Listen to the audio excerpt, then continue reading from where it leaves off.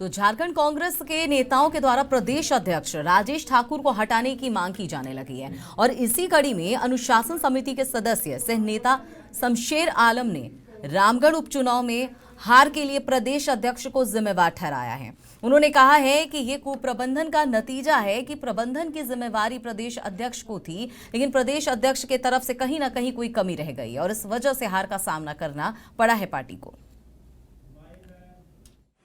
कि रामगढ़ चुनाव की जो हार हुई है, ये हम कह सकते हैं कि कुप्रबंधन का नतीजा है और प्रबंधन की जिम्मेवारी हमारे प्रदेश अध्यक्ष को थी और प्रदेश अध्यक्ष के द्वारा कहीं न कहीं कोई कमी रह गई, जिसकी वजह से आज हम लोग हार का सामना देख रहे हैं। ऐसे हार को लेकर के हम तो कहेंगे, अगर मैं प्रदेश अध्यक्ष होता तो नैतिकता के आधार पर इस्तीफा दे देता। अब वो क्या करेंगे नहीं करेंगे उनसे पूछिए, लेकिन ये बात ज़रूर है कि हम लोग रामगढ़ के चुनाव को लेकर के सारे वस्तु स्थिति की जानकारी आला कमान को करेंगे। तो प्रदेश कांग्रेस अध्यक्ष को हटाने की लगातार मांग की जा रही है और ये कोई और नहीं बल्कि पार्टी के ही शमशेर आलम जो अनुशासन समिति के सदस्य हैं, उन्होंने ये सवाल उठाया है। इस पर ज्यादा जानकारी के लिए हमारे साथ हमारे सहयोगी राहुल फोन लाइन पर जुड़े हुए हैं। राहुल, लगातार अब एक बार फिर से राजेश ठाकुर जो प्रदेश अध्यक्ष हैं झारखंड कांग्रेस के, उन्हें हटाने की मांग की जा रही है और ये कोई और नहीं, शमशेर आलम जो अनुशासन समिति के मेंबर हैं, उन्होंने ये मांग किया है और वो कई आरोप भी लगा रहे हैं कि जिस तरह से रामगढ़ विधानसभा उपचुनाव की हार हुई है, इसमें राजेश ठाकुर की अहम भूमिका रही है। जी, जिस तरीके से आप देखेंगे रामगढ़ उपचुनाव में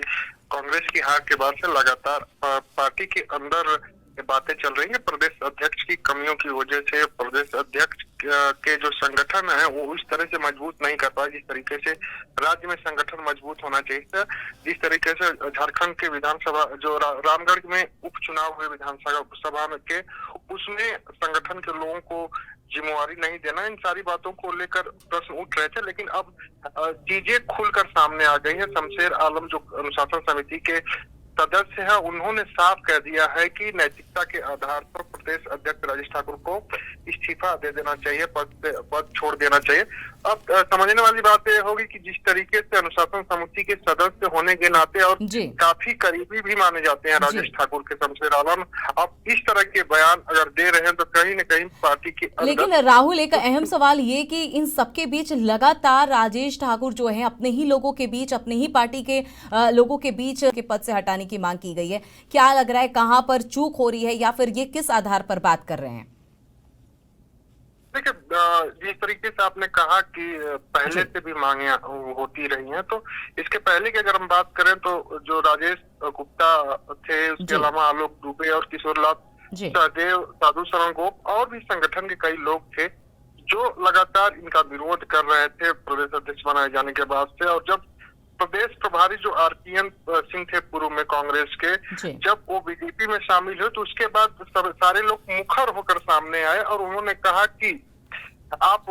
पद छोड़ देना चाहिए, पार्टी को आला कमान को इनको पद से हटा देना चाहिए, क्योंकि आरपीएन सिंह के काफी करीबी है और आरपीएन सिंह से बातचीत होती है और भी कई सारी चीजें हैं, पार्टी और संगठन को कमजोर करने का काम कर रहे हैं। तो एक तरह से हम कह सकते हैं कि मांडर उपचुनाव हुआ, मांडर उपचुनाव में कांग्रेस को तो जीत मिली, लेकिन रामगढ़ उपचुनाव में हार मिलने के बाद प्रदेश अध्यक्ष पर पूरी तरीके से कह सकते हैं प्रदेश के जो नेता हैं, प्रदेश के जो संगठन से जुड़े लोग हैं, अब मांग उठने लगेंगे प्रदेश अध्यक्ष को बदला जाए। अब देखने वाली बात है कि प्रदेश अध्यक्ष इस पर क्या प्रतिक्रिया देते हैं और आला कमान इन नेताओं की मांग को किस तरीके से लेता है। चलिए, नजर बनाए रखिए राहुल। तमाम जानकारी के लिए बहुत बहुत शुक्रिया। तो वाकई में देखने वाली बात होगी कि आखिर